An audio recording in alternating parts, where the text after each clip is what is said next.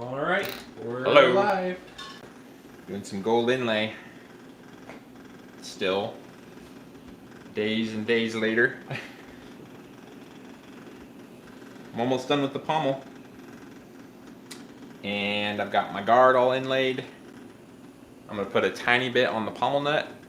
And then all I have left to do is the front spacer. I don't know what I'm doing on there yet. I don't know if I want to do some grooves with some lines or some scrolls or what.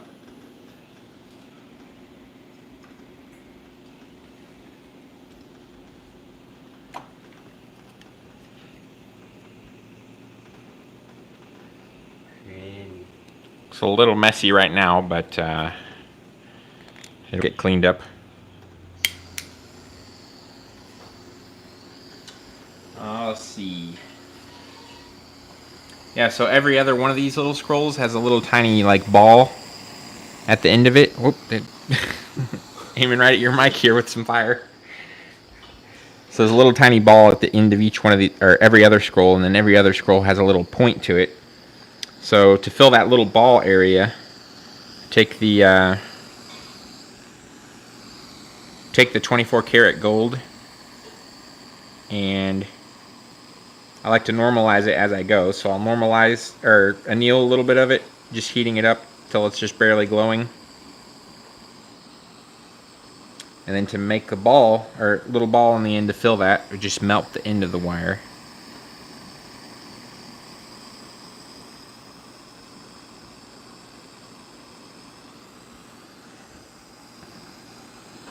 That was probably a little too much, but that's okay.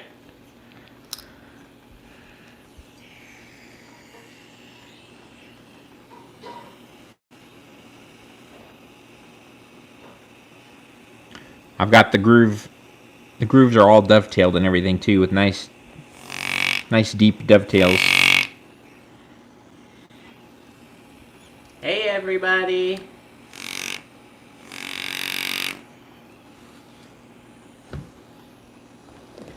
We're doing some inlaying. I would do this under the microscope, except everything's normally in my way, so I normally put the gold in without the microscope. But I cut all the grooves and everything in with the microscope.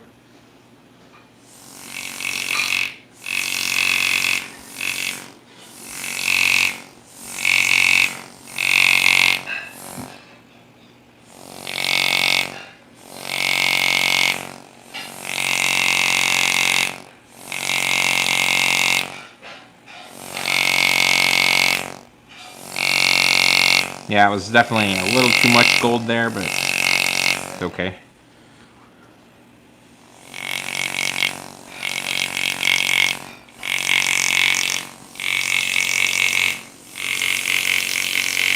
And this is the pommel to the dagger we've been making. Yes, this is the pommel for the biggest dagger I've ever done before. I'm still working on. How many weeks are we in on this project? I don't know. Something like a month and a half or so, I think. I'm not sure. So I got the gold up against the other wire that I've got lined up there, so I look at it under the microscope and take this little blade and just cut it off right up against the other piece, and then I can smash it all down together. And I don't know if you can see it or not, but I left a little section not smashed down right there where this other gold meets. That way I can smash them together and they meld and fuse together better. And so there's not any kind of a seam there. Instead of smashing one down and then butting the other one up and smashing it down, this just gets a better like seam for me when I smash both areas together. So this is a live Q&A, so if you have any questions, let me know, and then I'll read them back to Kyle, and Kyle will hopefully be able to answer them. And yeah. In the meantime, engraving / inlaying.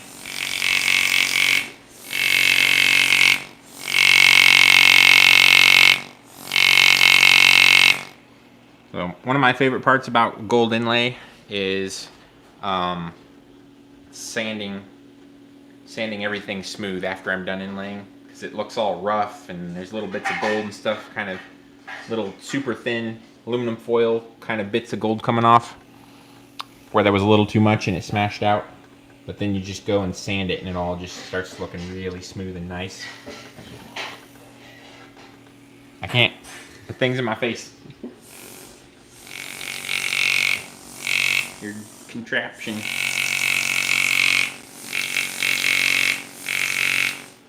So there's a scroll done. I might be able to use this tiny bit thinner gold here. This gold was the same thickness as this other one I was using, except this is some leftover from the twisted wire that I made, and by the time you twist it together and then untwist it, it ends up a little bit thinner. It gets stretched out. Let me see if this one's thick enough to inlay this next one.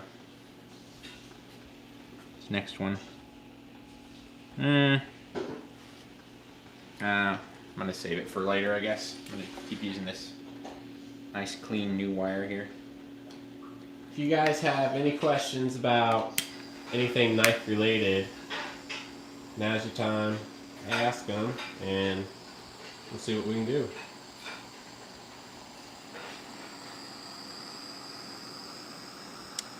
Annealing the 24 karat gold. Want it nice and buttery soft. And it can get super soft too. Like, I mean, see, there's almost no spring to it. It just bends right where you want it. Really nice. Take some tweezers and bend the tip around, because I'm going to start right here at the tip of that scroll. So this just make it easier to get started if I kind of match the shape that's on the tip.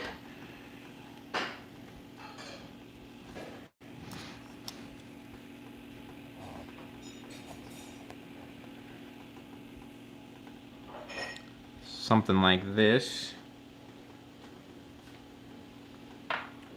There we go.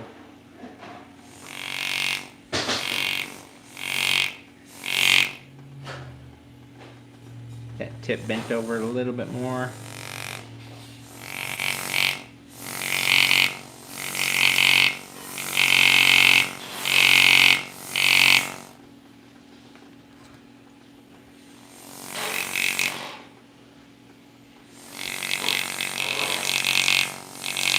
Alright, we got a question.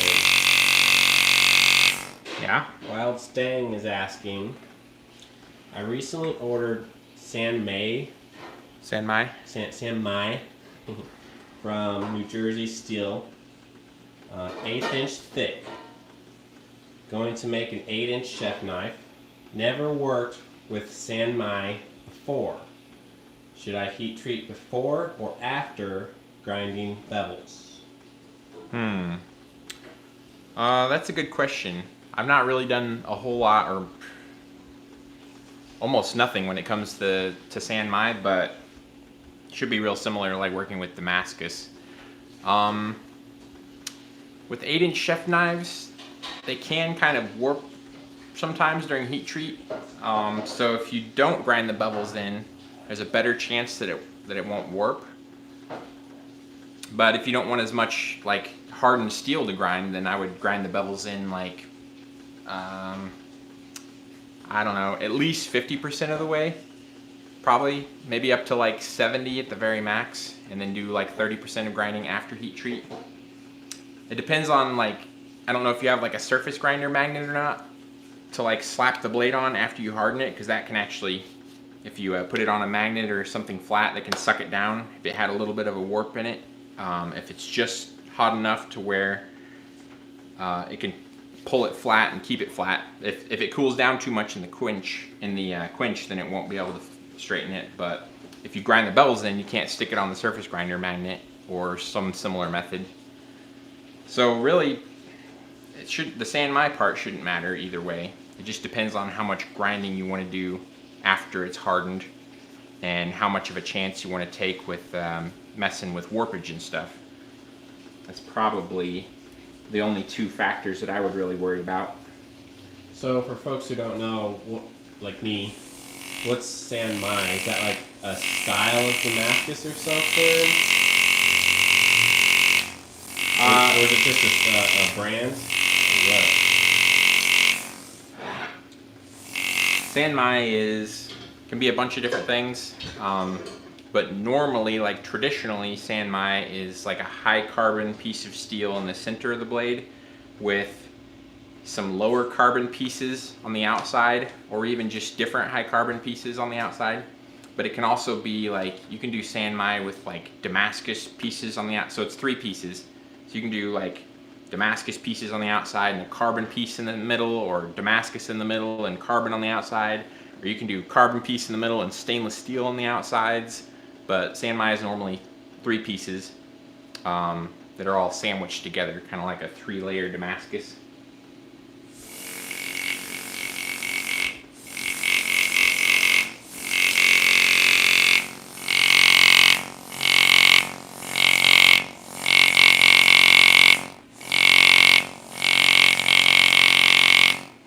Yeah, if you have really good grinding belts that grind the hardened metal quickly, then it's probably a little less risky just to harden the blade and then grind the bevels in.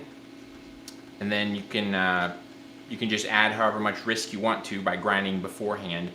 If I was doing it, I would probably grind like 50% of the bevels in, just to hog off some of the big stuff. Leave the edge nice and thick to help in case something warps. Leave the tip nice and thick, and maybe leave a little bit of flat spot, a flat spot up by the spine too. So he was saying 410 stainless with a 52-100 core. Okay, I've never messed with any of that San Mai, so yeah, that's the stainless core, or I mean the stainless on the outside with the carbon core.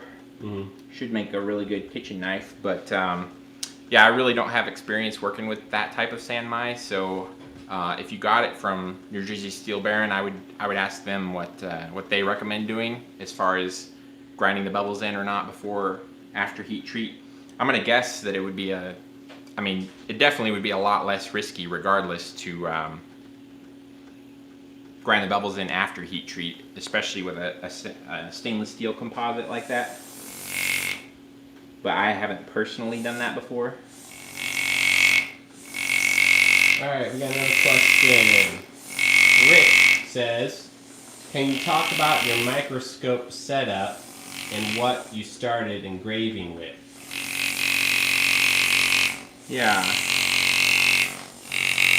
My microscope setup that I'm currently not using. No, it's just because this has to be in the way too much for this part.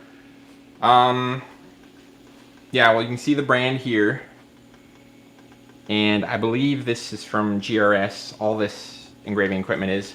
Also, excuse the mess. This is a horrible mess that I really need to get cleaned up. I mean, it's like 2 years of random leftover project mess and stuff, and I've only kind of organized this area a few times, and it just piles up with all sorts of little bits and cutters. But anyway, this microscope, I don't know exactly how much it even zooms in. I think I tell people that it's like 10 to 20 zoom, but I actually don't know. But it's the one that GRS used to sell. I'm not sure if they still have this one or not. They definitely have some newer ones that are super nice. But yeah, it's somewhere in the vicinity of like 10 to 20 or 30 power, I believe. You can adjust the zoom on it. So it's not anything like what your typical idea of a microscope would be. Way less zoom. And then also something that's important is there's an extra special lens that I have on here. I think the one that it comes with, your work has to be quite a bit closer in order to be in focus, but this lens makes it so you have a lot more room to work under here, which is really nice, because even at this distance, a lot of times it's can be a little bit close. So the rest of the engraving stuff I have is this. I have this Graver Max over here, and It's really old. I mean, I don't know. This may be like an antique to GRS. I got this whole system, pretty much all the engraving stuff I have, as far as the microscope, the Graver Max, and the sharpening stuff. I got it all at once, used, like probably almost 8 or 10 years ago. And at the time, I believe the system was like 6 years old. So it's probably right around 14-ish years old, somewhere in there. I don't know exactly, but it's still running really good. I've had to replace a couple of these pipes, these rubber pipes inside the machine, because they got like dry rot going on and started leaking. Let's see. So there's no, all the new stuff now, like the GRS sells, you got fancy options like palm controls and stuff, like a little thing right here you can apply pressure to adjust pressure to your handpiece. This one just has a foot pedal only. It's over here. Oh. Yeah. Foot pedal only on this system, which I'm perfectly okay with. I like the foot pedal can be extra nice sometimes for like when I'm doing dovetails and stuff. I'm coming in here on an angle with this cutter. This little kind of spade-shaped cutter.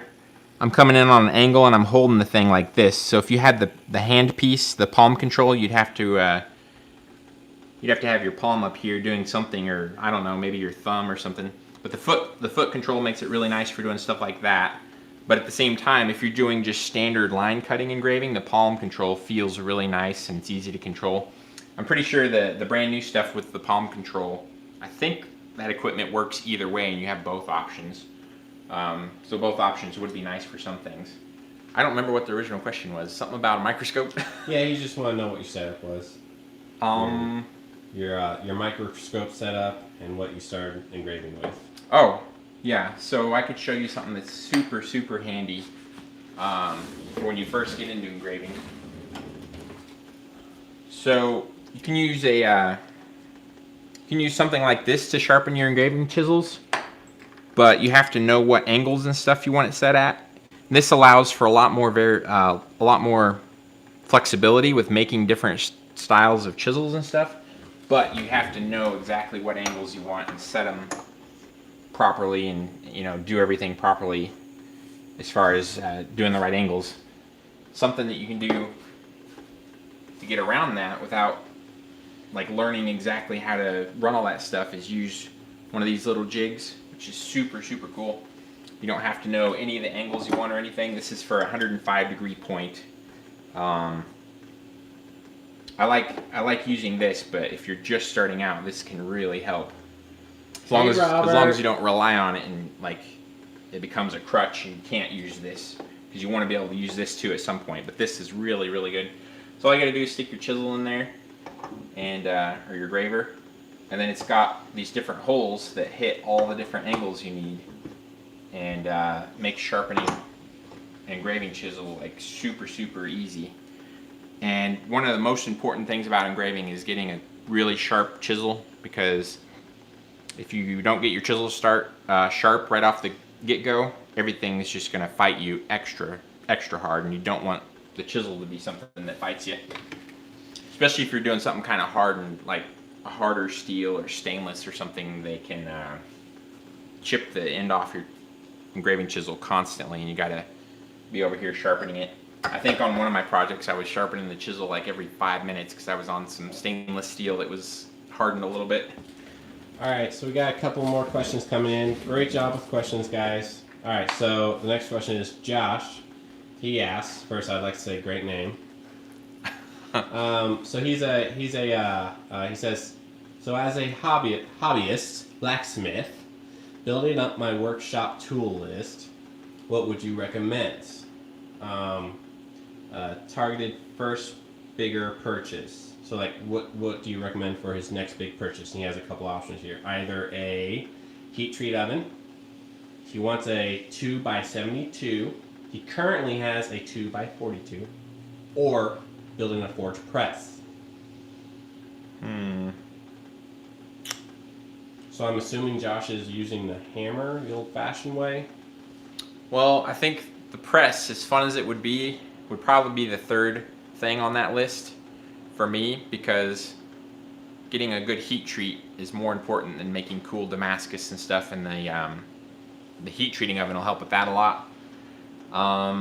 But the grinder, I don't know. Between the heat treating oven and the grinder would be really, really tough decision. I don't know how good your 2x42 is. If it's really good, already, you're happy with the results you're getting with that, then I would go with the heat treating oven probably first, and then the grinder, then the press. But if you're really having a hard time getting good grinds and stuff, and the grinder's wonky, or I don't know what your grinder's like, but that may be a good first thing to get to. It's a tough call on those. I guess I would just get whichever one you're struggling with the most. If you're struggling the most with getting a good heat treat, then I would get the heat treating oven. If you're struggling the most with getting like really good grinds the way you want them, then I would probably go with the grinder first. But sadly for me, the press should be third, even though everybody would probably want that to be first, because that's going to be the most fun. But yeah, I think, let's see, how did I get my grinders? I've started out with a Grizzly grinder, a cheap 450 2x72 grinder, which is horrible to grind with. And then I think I got my KMG that I'm still using before I got my heat treating oven, but I really don't remember. But I definitely had the heat treating oven and the grinder before I went to the press. Again, that's not the fun option, but it's good in the long run, I think, for one of those two. All right, very good. We got another question. Can you please explain the process to etch this kind of piece with gold inlay? Do you use the same acid? So I think he's talking about the pommel. Do you etch something you gold inlay the same as you etch other things, I believe is what he's asking? Oh, well, first of all, this isn't Damascus. This one is mild steel, and it's going to be gun blued, so all the areas without gold would be like a jet black and super, super shiny finish. If this was Damascus, what I would probably do to heat treat it, and I've heat treated quite a few things I've heat treated and etched quite a few things with gold in it. So yeah, I would go ahead and do my gold inlay, and then I would harden the fittings with the gold inlay in them already. And gold melts at 1900 and something degrees. That's 24 karat gold. 1920 or something like that, I don't remember. But to harden our fittings, if they were Damascus, they would only need to be heated up to like 1500, so we definitely wouldn't melt the fittings, so that's good. And then the gold seems to stay in just fine during hardening. But yeah, so I would harden the fittings and then temper them the same as the blade, because they etch better when they're hardened than they do when they're not. Otherwise it wouldn't be a big deal, but if you want them to etch optimally, then I would harden the fittings, temper them, then do some final sanding and finishing, and then I would just etch the fittings like I normally would on a blade or anything. Do like 5 to 10 minute intervals in the regular 4 parts water, 1 part ferric chloride mix, and take it out and sand on it with 2500 grit in between. And yeah, just do all the same stuff you normally would do. The gold is in there really good, and if it comes out during that process, then it wasn't in there good enough. And it's actually a really good method to find out if your gold's in good enough, because if it makes it through all the sanding and buffing and stuff like that and etching, then it's definitely in there really well. I should probably inlay some more, huh?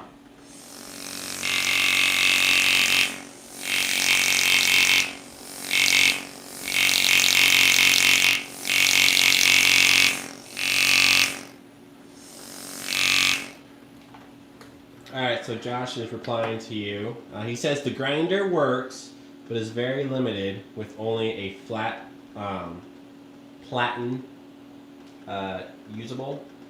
Yeah. Yeah, so no small wheels or anything like that, or round wheels for like hollow grinds. Flat.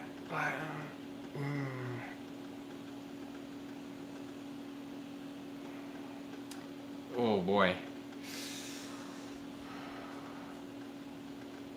I mean, yeah, it really comes down to whichever one you feel like would improve your work the most. The heat treating oven can be really great for getting consistent results in hardening. And that's probably actually going to be one of the most important things, because when it comes down to it, you want your blade to be hardened like absolutely perfectly, as close as perfect as you can get.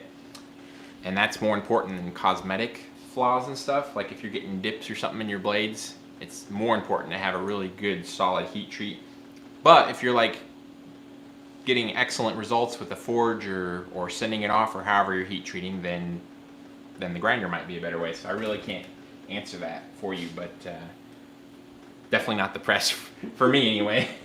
Even though that's the one I would want the most, because that's definitely the most fun. Wild Stang asks, would you suggest even heat or a Paragon oven? Paragon? I have a Paragon, and that's all I have. I don't have an even heat. I don't know. My Paragon's been really good. I think mine's 24 inches deep, and I think I'm getting a little bit of temperature inconsistencies from the back to the front. And I think there's a couple reasons for that, but I think Paragon's done something about it, and I don't know how that's worked since. I think my thermometer's way up in the front, and I think since I purchased mine, they started putting the thermometer in the back or maybe in the middle somewhere, so that's probably a positive thing. So I can't take that into account. But also, a problem that I see with like a lot of the ovens is you have coils going around the sides and the back, and then especially if you get a deep one like mine's 24 inches, if you get a deeper one like that, you're losing a little bit of heat around the door, plus there's no coils around the door, but you have extra coils in the back. So I don't know, it almost seems like there should be no coils in the back to kind of make up for the fact that there's none in the front. And I don't know if that would work or not or what, but Paragons and Even Heats, to the best of my knowledge, all have coils that wrap around the back and the sides, so that's not really helping anybody by talking about that. But I haven't been around Even Heat much. They look really nice, and I would just look at both of them and compare them really well, and check out the internet too. That can't hurt. You know, maybe look up what people are saying about the two different ones on the internet and see if anybody's got some negative reviews for one or the other, or extra positive for one or the other. I don't think you'll go wrong with either direction though, because I think they're both excellent machines for what they're made for. Hey guys, let me know if the quality or the audio isn't working very well, and I'll try to fix that if you're having troubles.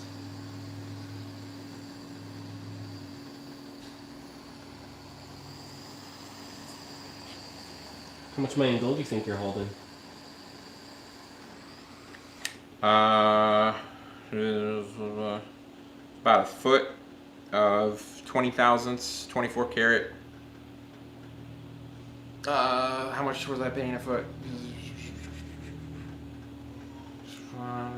50, 60. It's probably like $50 or $60 worth.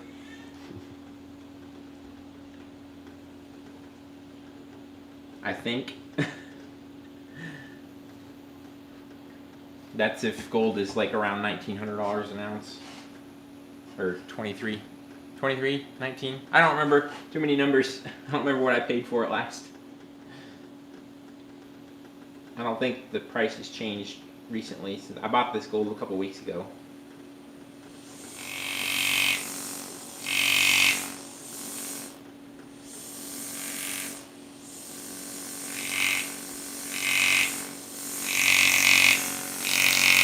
How do you like working with people in the shop compared to being alone?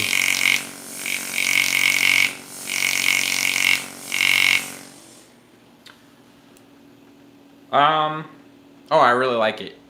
sometimes there can be a lot more distractions, which cuts down on productivity. But yeah, I really like it because before it was just anytime I was working, it was basically just I hardly ever saw people ever. Like just on the weekends, I was around people, and that was about it. So definitely a lot better on that account.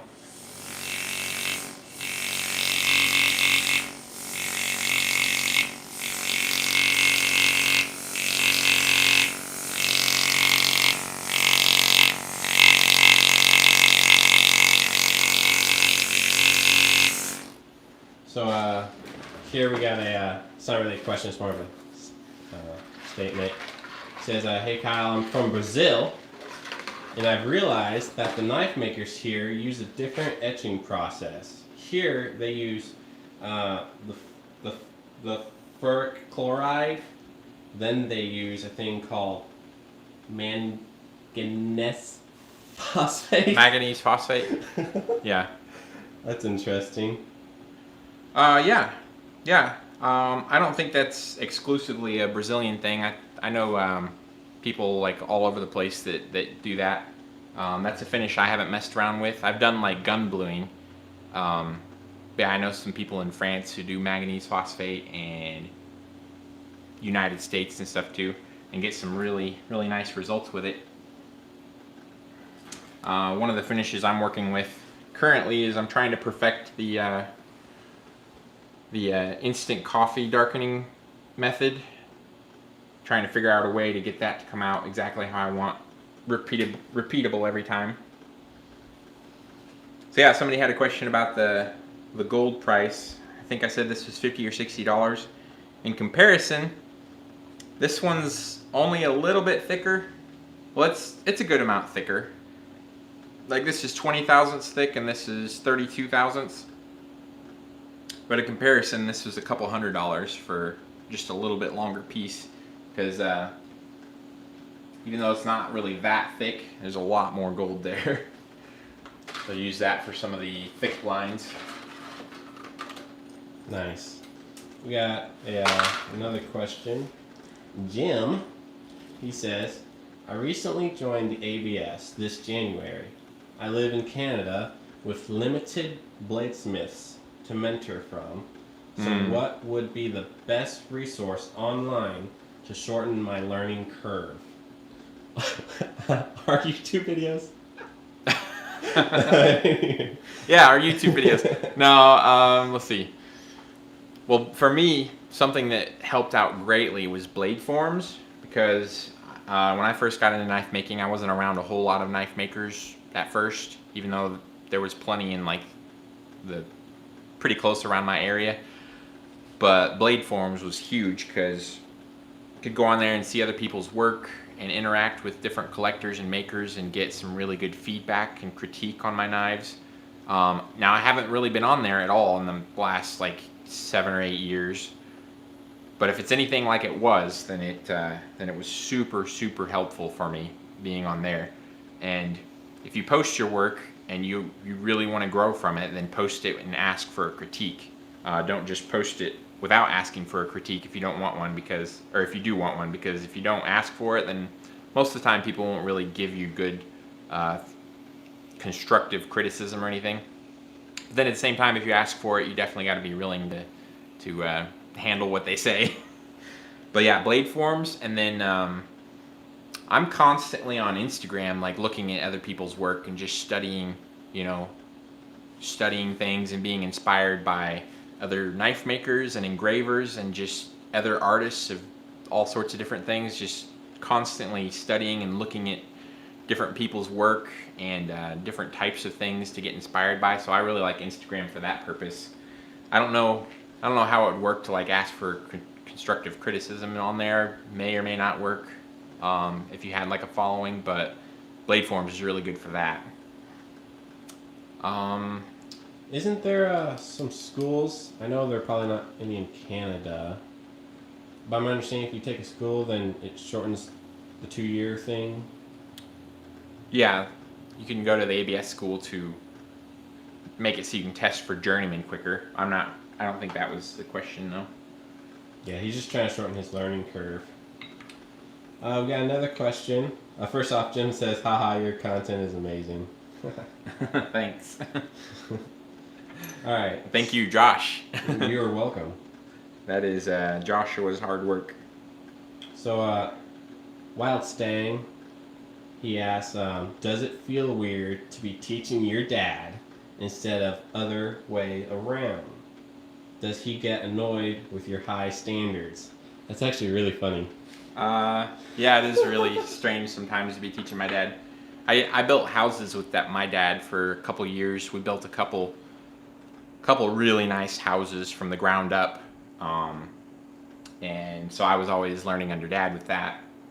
And Dad had some things he did that pushed my buttons and stuff. And the funny thing is, I find myself doing the exact same button pushing that Dad did to Dad as I'm teaching him. So, like father, like son, I guess. But yeah, it's really kind of strange, but I mean, not super strange. It feels really good though, because Dad's picking up on it super quick, and he's out there doing a lot of it on his own now, with just some input here and there from me on different things, like design stuff or like the next step to do or something, and getting the heat treating oven going. He has a bit of a hard time with that thing still, but he's very good at other stuff. Perfect timing. So, Dad, Kyle's answering a question right now. Let me read you the question, Dad. Wildstang asks, does it feel weird to be teaching your dad instead of the other way around? Does he get annoyed with your high standards? I get annoyed at my shortcomings to try to keep up with Kyle's high standards. I love his high standards, but my skill set and the challenge of getting where I am to him, it's frustrating. I don't hate it. I don't not like it. I love the high standard, but it's just hard to obtain unto. How do you like working with Kyle as your son, as your teacher? I love it. He's the man. I don't always look like I love it, but I do. In my heart, I love it. I'm trying to hold the camera as still as possible because I'm just laughing behind here. It's just all so funny to me. I don't know why. Anyways, Funny? I'm not always the best student. just because it always used to be the other way around. I want to be though. It's just, I don't know. It's interesting watching Dad learn something from Kyle. It's frustrating not to automatically get it like most everything else I have in my life. I got to work at this. I told him how I worked with you, and you pushed my buttons, and I said now I'm pushing the exact same buttons you pushed on me, teaching you. I feel like Yeah. father, like son. Yeah. What you got, Dad? Want to tell us about that? A little knife, Like son, like father. little kitchen knife, little steak knife. I like those chunky monkey handles. Those are temporary. I put these on here just so I have a nice stopping spot on my ricasso. Right where the plunge grind is, right there. It's a sweet spot, and it's mirrored on both sides. Love it. These steak knives will be available for sale. Am I right? They are available for sale currently. Yes, they are. Well, they're not on the website yet because they're not made yet. They're not, but we're taking orders. So get her done. So they're gonna look something like that then. This is one. It's kind of aggressive back here. I got some that come straight down. I'm gonna make some of them a little bit shorter. I've got one that's a little bit taller. Looks like a miniature kitchen knife. Is what some of them look like. It's pretty cool. But they are steak knives / everything else you want to use them for in the kitchen. Hey, where'd the star go? I'm not gonna run this. Wait, no.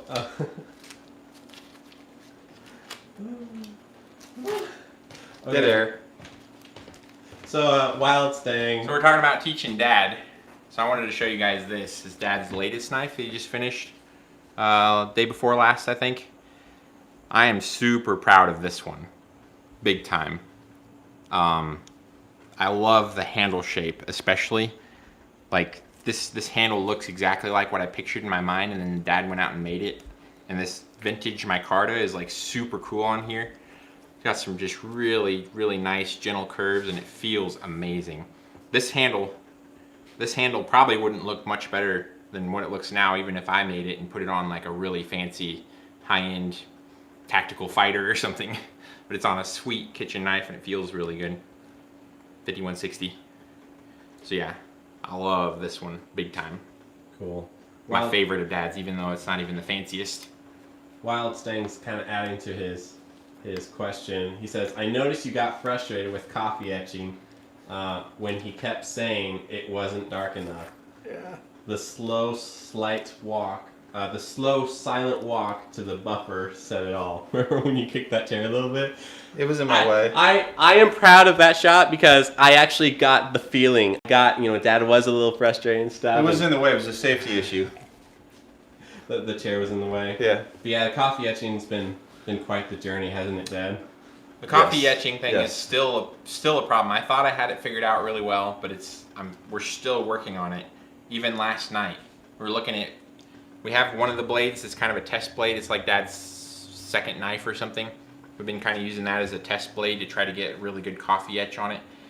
And noticed it had a really nice darkness to it, but it was rubbing on it and it was coming off. So even last night, I took that thing out and like redid the finish on it, and it's in the coffee right now. So we're still trying to figure out exactly the way I want it.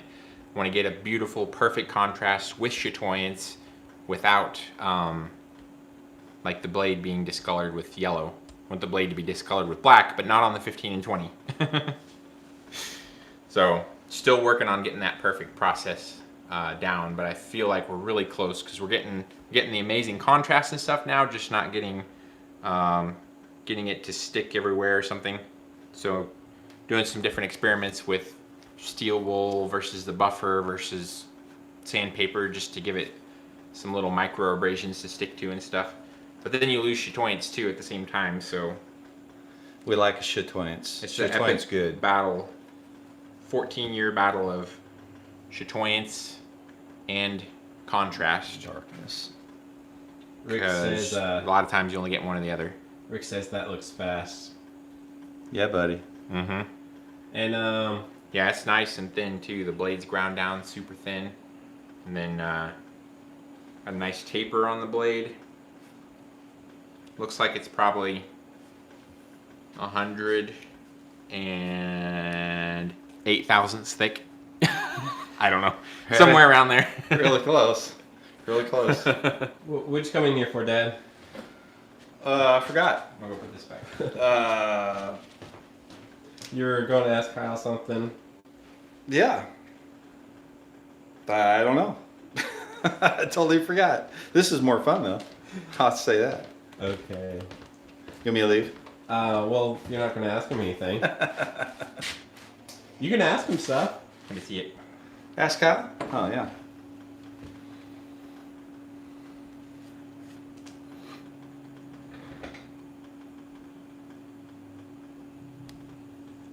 Wild What are you Stang working on now? Says, I'm waiting for those videos. Plan on etching some Damascus next week. I really appreciate the help. Oh, awesome. Yeah. Yeah. Good luck with it. Yeah, if you guys got anything you come up with, throw it our way because we would love to hear it. We've been taking some of the hints you guys have been throwing at us and implementing some of them for sure. Yeah, we've been getting some good information from the comments from these guys, haven't Yeah, we? yeah, you guys are awesome. What are you doing now? I'm getting ready to bust my. Oh, I came in for that torch because I got to heat this up, bust that super glue loose because I want to save these again so I can run that back through the surface grinder. I need the torch. You done with the torch? I'll do it another way if not. I have more torches. I got Nope. one more scroll I need to use the torch for. I can use a big one outside. I can do it. See you guys. Here, Dad, wait. It's gonna take too long. You gonna use that for a while? No, I got one more scroll here. Yeah. I'll wait, I guess.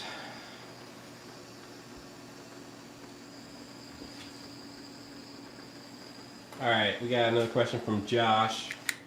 He says, what would be your advice for doing your first blade show? Do it. Like, advice for doing it?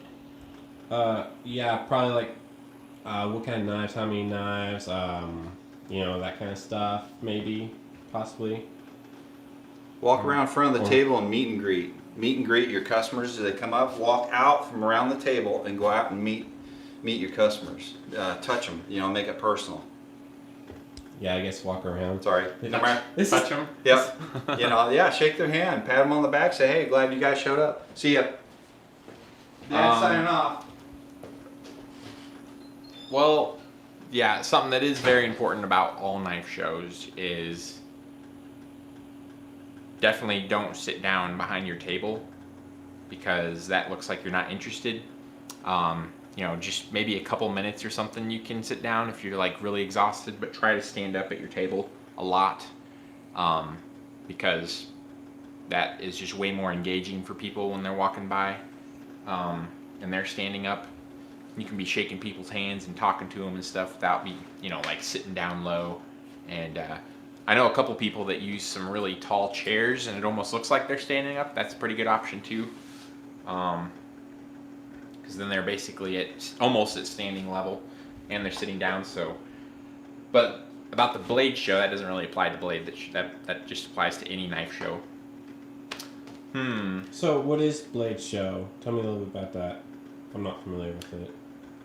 Well, the Blade Show is, I believe it's still the world's biggest knife show in Atlanta, Georgia, and it's normally the end of May, beginning of June, somewhere in there.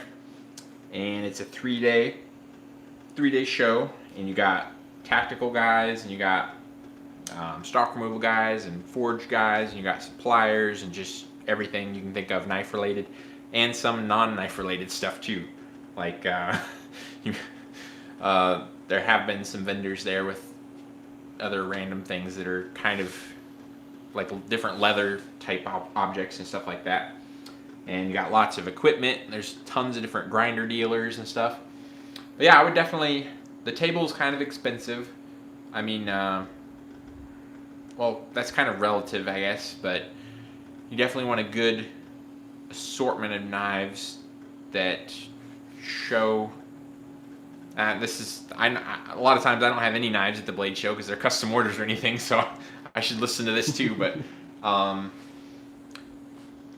yeah, I would just bring the best quality work you can, and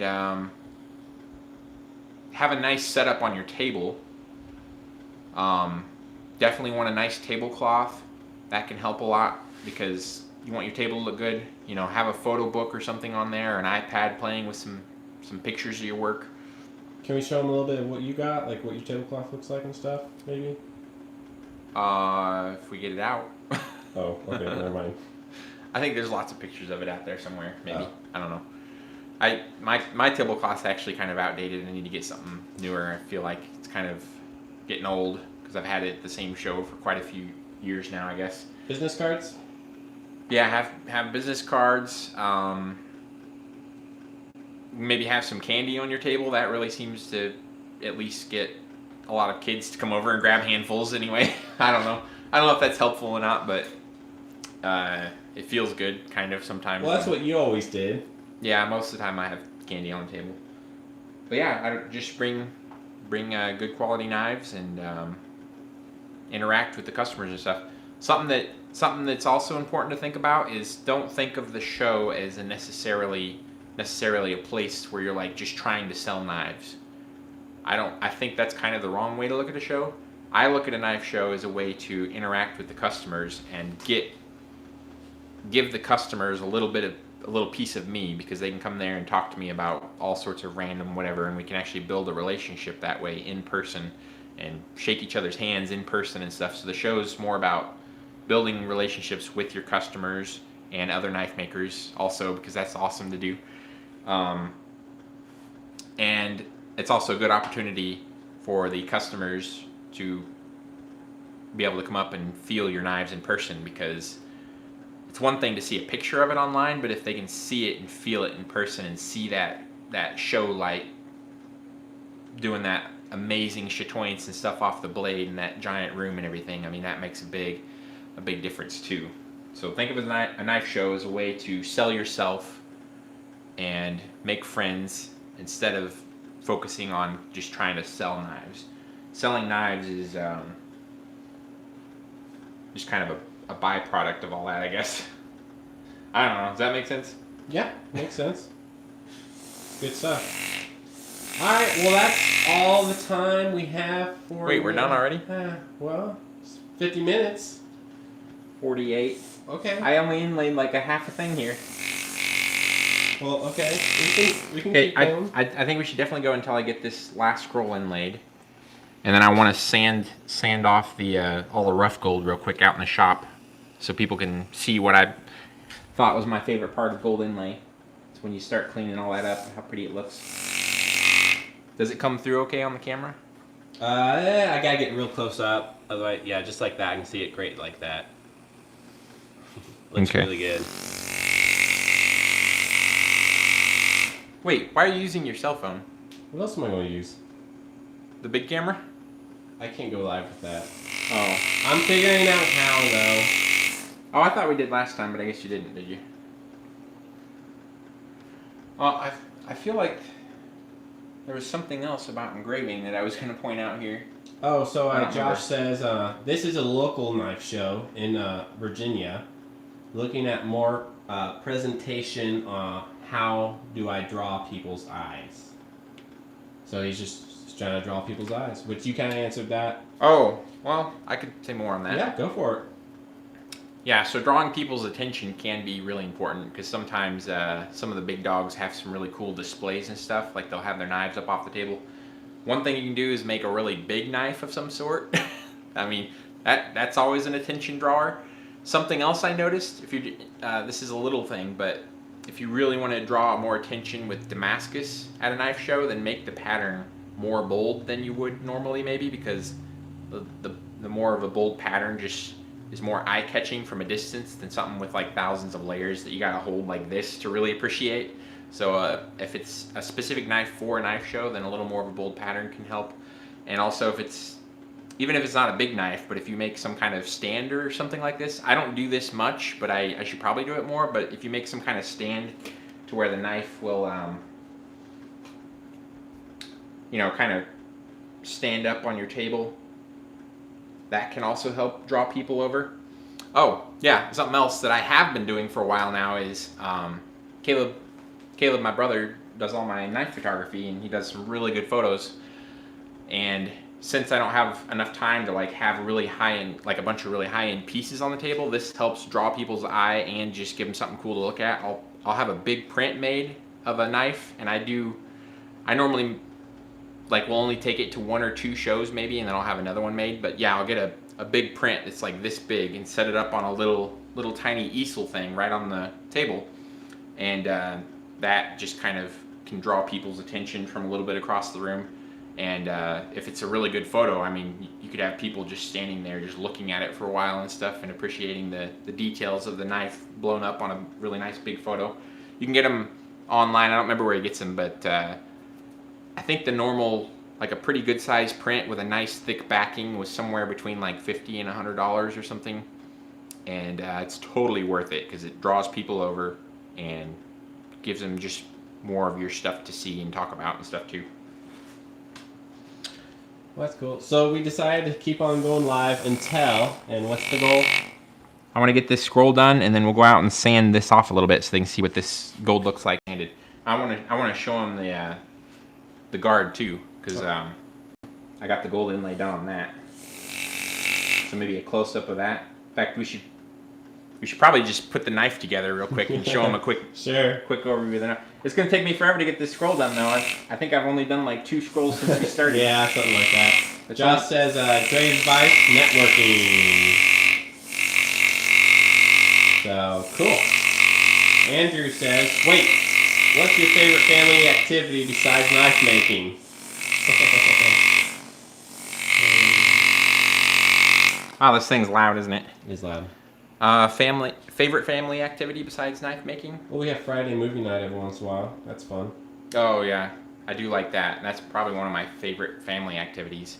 We used to do it religiously every Friday, but now we just occasionally do it because all my siblings went and got married and stuff, and they're all busy all the time and whatever. So what's that include? What do we do Friday nights sometimes? But yeah, traditionally we would have tacos, homemade tacos that are really good. like every time. There would never be a question. Friday night was always taco and movie night. And then we would rent 1 or 2 movies or something from Redbox or Amazon Prime or something like that.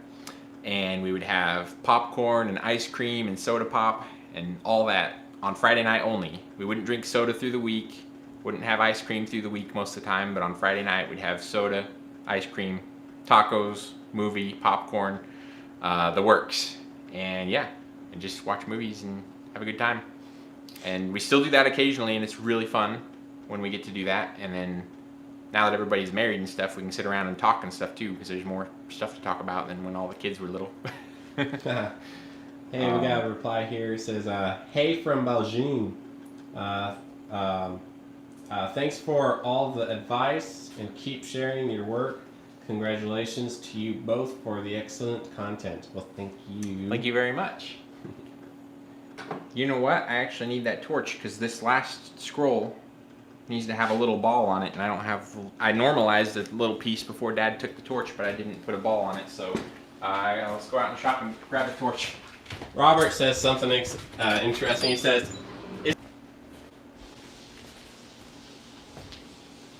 all right, we're back. So I went out in the shop, and apparently the internet's really bad out there. So I ran inside, and right now we're in one of the spare rooms at Kyle's house. So he's getting the stuff he needs to get, and he'll be back. So it's just you and I for a couple seconds. Yeah. Get this.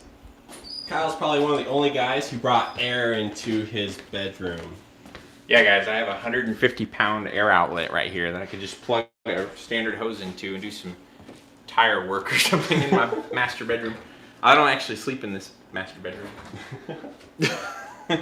I sleep in one of the little bedrooms for some reason. All right, we're back. Okay, so I made a little ball of gold on the end of this so I can do this last little scroll here. Oh yeah, so dagger. I consider a sword blade to be anything with an 18-inch blade or longer. This blade right now is exactly 18 inches. By the time I sharpen it, it's probably going to be just a hair under 18 inches. It'll probably be like maybe a 1/16 under. And if it comes out under 18, then it will be the maximum size dagger. I will not say it's a sword unless it's 18 inches or more, even if it's a fraction of an inch below 18. But if it comes out at 18, which I don't think it will, then it will be a sword. But the next project I'm doing is actually going to be a sword. It's going to have a 28 or 30-inch blade, something like that. Double-edged. First sword, ain't it? Well, unless this one comes out to be a sword.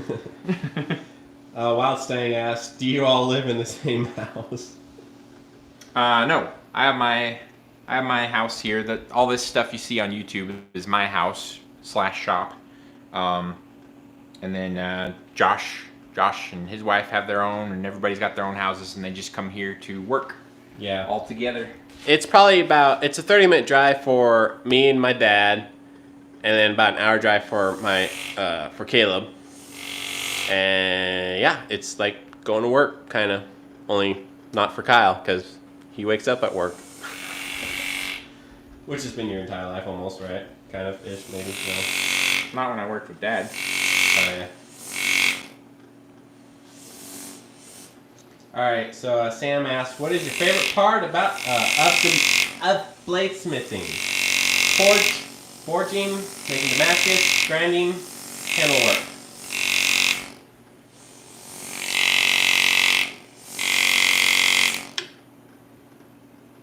A little spot here. Forging, making Damascus, Grinding, handle work. Handle work.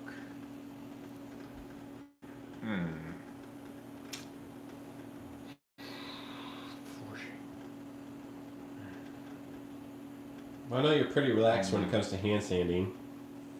Hand sanding's fun, but that's just for the relaxation, mindlessness of it. It's not my favorite part, though. I really enjoy the engraving, especially if I've come up with a good design to do.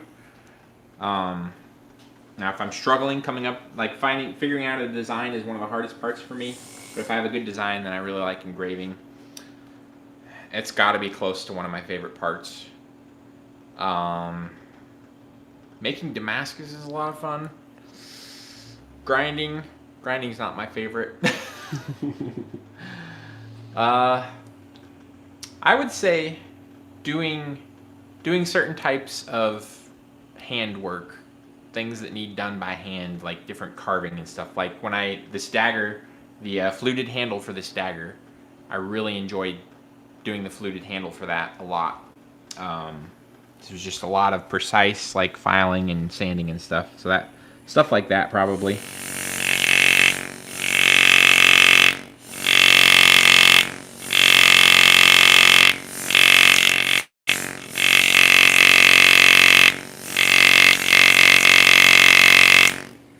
So hypnotizing.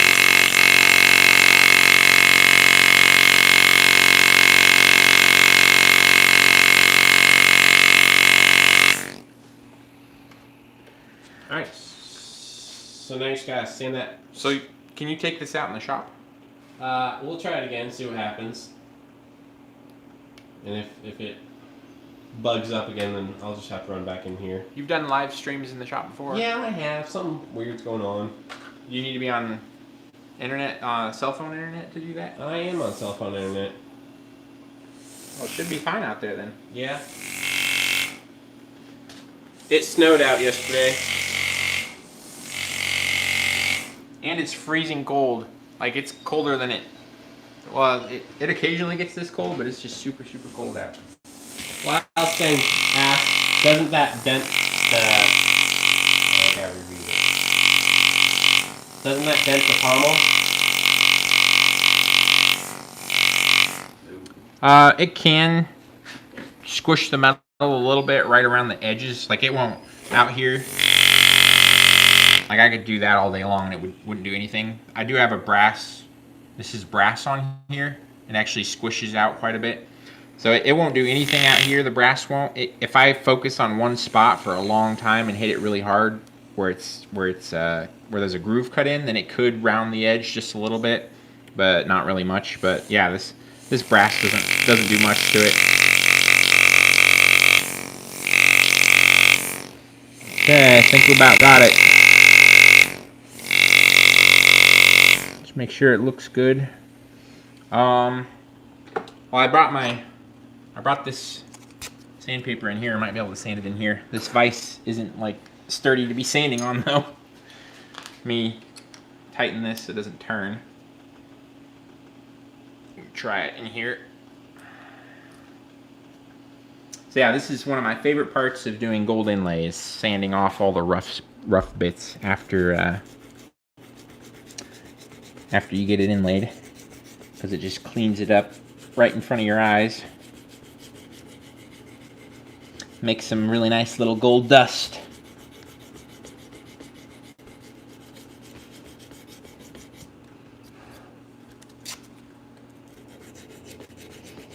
Got a thick spot there where I made one of the balls a little bigger than it needed to be. Robert said, we didn't get any snow south of you, but dang, hey, I was up that way this morning for work, and it was freezing. Yeah. Yeah, it was like 7 or 8 degrees or something when I woke up, which is pretty cold for Missouri, southern Missouri.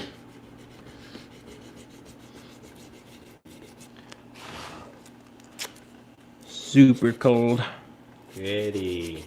Yeah, now this is, I just love this part because like the little extra flakes of gold that are on the surface just kind of sand away, and you're left with whatever pattern you had cut in before you put the gold in.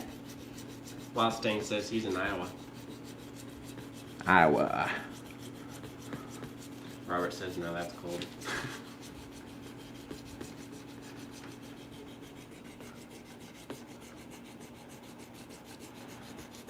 I think the Google News or whatever that played this morning when my alarm went off said that it was like some of the coldest weather in a generation. I don't know what that means, but in the United States, that is. Not Missouri specifically. But yeah, I'd probably sand on that a little bit more, but can you does it help if I turn these lights off? You see it? Yeah, it looks really good. Oh, let me loosen this. So this is the first time I've ever done like scroll kind of shaped gold inlay on a knife before. Most of the gold inlays I've done before were just like lines going around borders and stuff. But these are actual little scrolls. Rick says, do you save the gold dust? No, I don't save the gold dust. It's not a whole lot of it. Almost all the gold does end up in the groove. It's just a little tiny bit. So I don't bother with it. Now here you can see the gold that goes around the other area too. Pretty. I tried to go with kind of a theme in my everywhere. The scrolls are different sizes on the the end and then the sides and on the guard, but basically the theme is to have this little scroll that kind of comes to a point in the center, and then I have a little smaller scroll with a little round knob there, and then another one with a point, and so it just staggers like that. We have the same thing going on here on the pommel, and then here's a look at the guard. And the guard wasn't a whole lot of width to work with compared to what I had on the pommel. Robert says, I'm really liking that design. Thank you.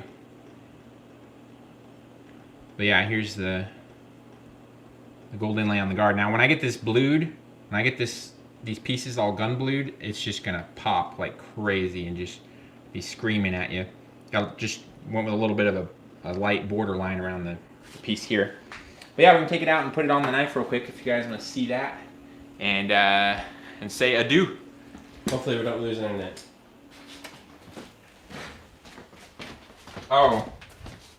Oh, actually, you know what? I'm not going to put it on the knife. And here's the reason why. I've got this bolt super glued in here for now, holding this so I could clamp this piece and work on the end. So in order to take this out, I would have to heat this piece up with the torch and melt the super glue. And I don't want to do that yet because I still have more hand finishing and stuff to do on here. Plus it would just take a few minutes for everything to cool down. So I am not going to put the knife together, but we'll go out and show you guys the fluted handle and the blade. We can show you all the pieces at least.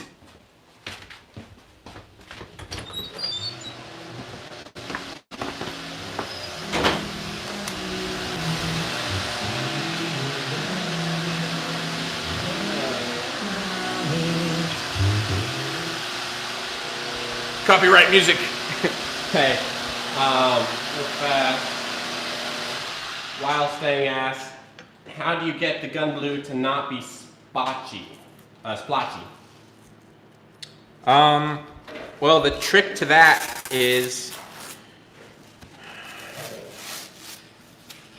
it can be really hard to get it to not be splotchy sometimes.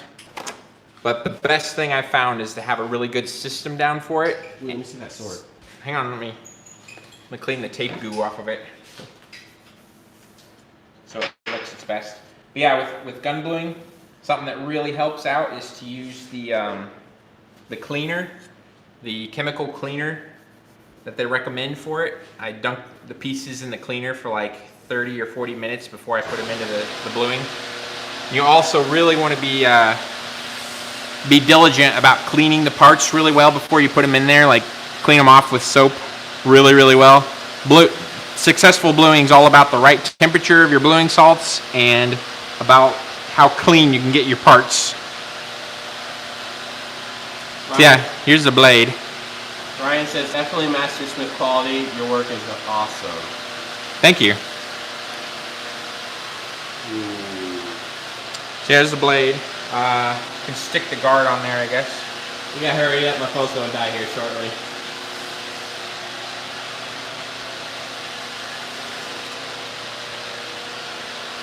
Ooh. There's the handle. All fluted up.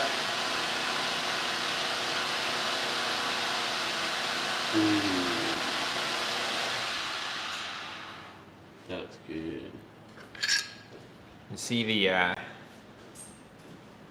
ends of it are pretty cool looking, where the wire goes into the handle.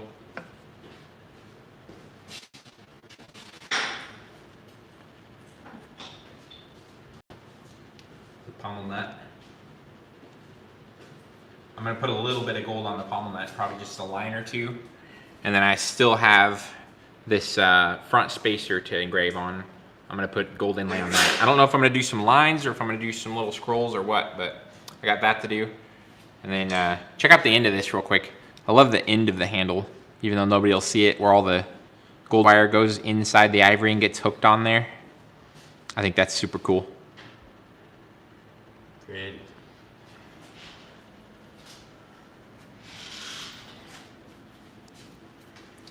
Wild Stang asks, is that coffee etched already?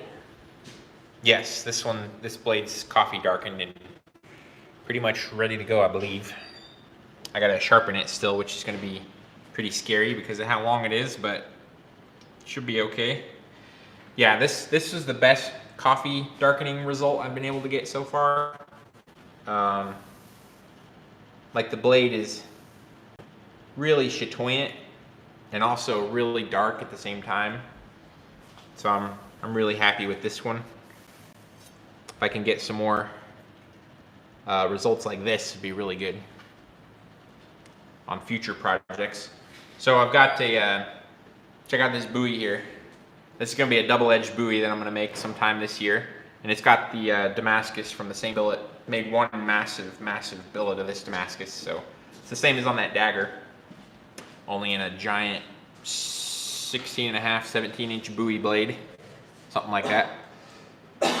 Wild Stang asks, can you go over the process? And I think he means the coffee darkening real fast. Yeah, so for this one, I etched it pretty deep in ferric chloride.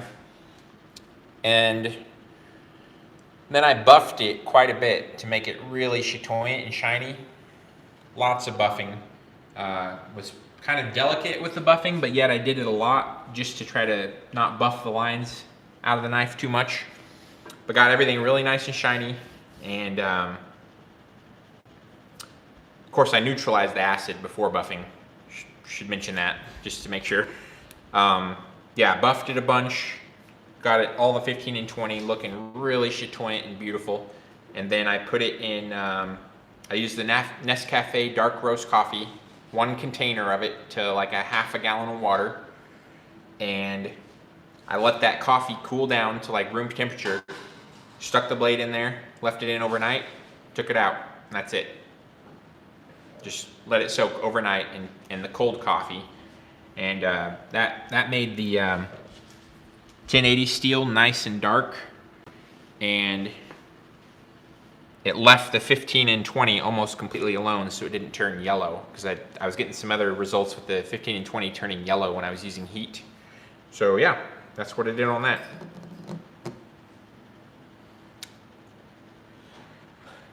What are you laughing at? Nothing. Well, I'm debating. Okay, we just got like 3 more questions, and I really want to answer them, but my phone is going to die. So can we like have a disclaimer saying if we like lose connection, then it's because my phone died? Well, you better go quick. Okay. Do you prefer a straight cutting edge compared to a recurve? A straight edge is easier to grind, so yeah, it's definitely a lot easier to grind a straight edge. Your recurve can be a little tricky. If it's an extreme recurve, sometimes you almost have to just use the very corner of the belt. But as far as cutting with them, or from an aesthetic preference, like I don't care one way or the other. I love doing some recurve sometimes, and then I love doing these big old giant buoys with straight lines on them too. So yeah, just personal preference, and I like them both. Wild Stang asks, what color roux do you buff with? Not red. Rouge. Pink. Yeah, pink rouge. Then I've got a number of different buffing wheels. I think I buffed this one with a little bit harder wheel at first. It was a soft, or it wasn't a coarse wheel, it was just a little bit harder, and then I went over it lightly with a kind of fluffy wheel, and that just really gets the 15 and 20 to pop. Oh, actually, I will say the second wheel that I went over it with, it didn't have any rouge at all. It was a yellow treated wheel from Rio Grande that has like some super fine abrasives or something built into the wheel, so something to note. And Brad asks, he says, beautiful work, Kyle. Any tips for someone getting started engraving? Started engraving. Get your engraving chisels sharp. If your chisel is sharp, it'll save so much frustration. And don't be afraid to sharpen it a lot. Sometimes on a stainless steel guard that's a little bit hard or something, I'll break the tip off. It feels like every 5 minutes. It's probably every 10 minutes in reality, but still, I'm sharpening that thing like 100 times a day sometimes. And don't worry about it. It's just going to happen. And the more you do it, the less your tip will break off. Probably. Mine still seems to break off quite a bit, but when I'm doing mild steel, it doesn't hardly ever break off. But yeah, get the engraving chisels really sharp, and just pay attention to detail and do your best work, and study lots of other people's engraving to get kind of a feel for what can be done, and be looking at as much of it as you can, and then slowly upgrade your tooling as money and time will allow. I still have some dream tools that I'd like to have for the engraver in there, but they're all so expensive. I got that whole used setup for like, I think it was $800 or something for like the machine and microscope and everything, so that was really sweet. All right, I hate to be the bad guy, but I think that's all we got time for because my phone's going to die here in a second. Thanks so much for watching, guys. It was really fun interacting with you guys today and answering some questions and inlaying some gold, super chillax, and got this pretty pommel finished, mostly finished. And be sure to like the video, right? Yeah, like the video if you liked it, or like the live stream if you liked it. And don't forget to subscribe, and we'll be doing more in the future. I think, Josh, you were talking about doing live streaming possibly weekly? Yeah, possibly every Wednesday. If you guys like that idea, then let us know in the comments below, and we definitely read your comments. And yeah, We'll see all you guys in the next video. Bye.